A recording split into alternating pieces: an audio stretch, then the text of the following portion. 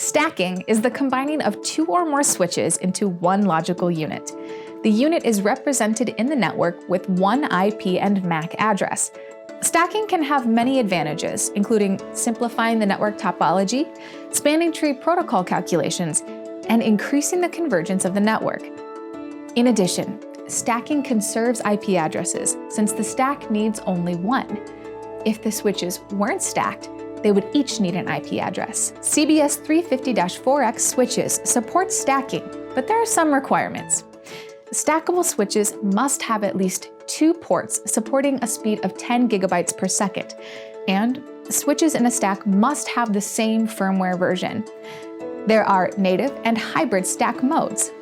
Native stack delivers a more optimal configuration of the stack and higher capacity, but for native stacking, switches must have compatible internal hardware. On this Cisco webpage, you can see general guidelines for CBS switch stacking.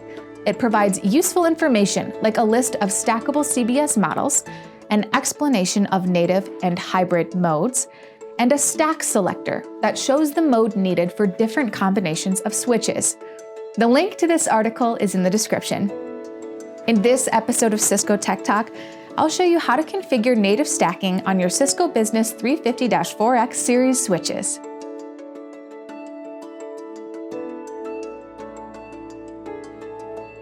In my example, I will stack a CBS 350-24NGP-4X and a CBS 350-24FP-4X switch.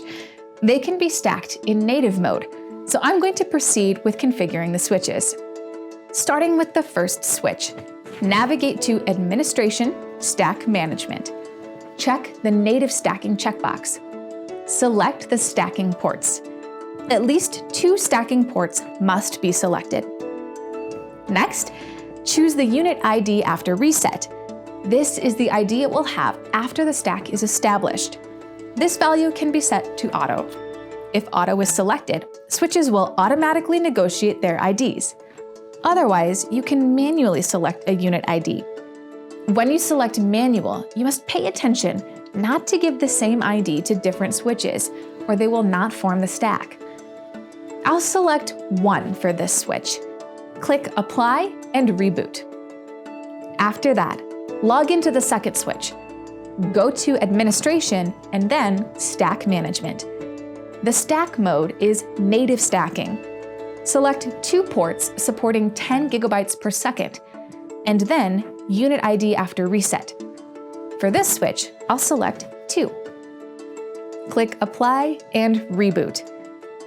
During the reboot of the switches, you can connect stacking ports between them. After the stack is established, you can see both units of the stack under Administration and then Stack Management. Once the stack is established, it is reachable by just one IP address, which is usually the IP address of the active unit. In this example, you can see that the CBS 350-24NGP-4X switch is the active unit. Unit 2 is the standby unit. The difference between active and standby is that the active switch is the controller of the stack. The standby would become active if the active unit is unreachable. Next, you can add an additional switch to the stack. To do this, add new stacking ports to Unit 2 that will connect to the new switch. Then, apply and reboot the stack. Be sure to save the running configuration and backup, so the configuration will remain after a reboot.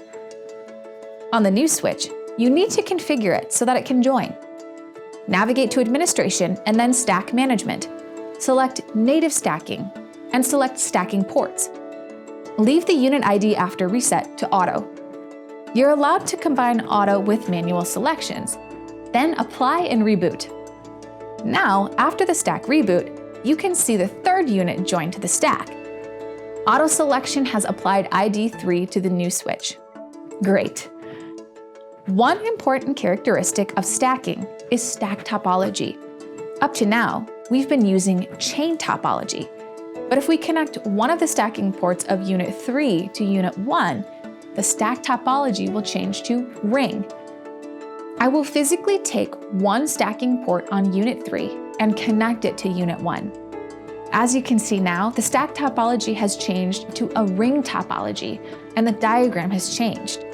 Now Unit 3 is connected to both Unit 1 and Unit 2. If you want to add more switches to the stack, use the same process. But I don't need to walk you through it. You've got it from here. Thanks for watching. I'll see you next time.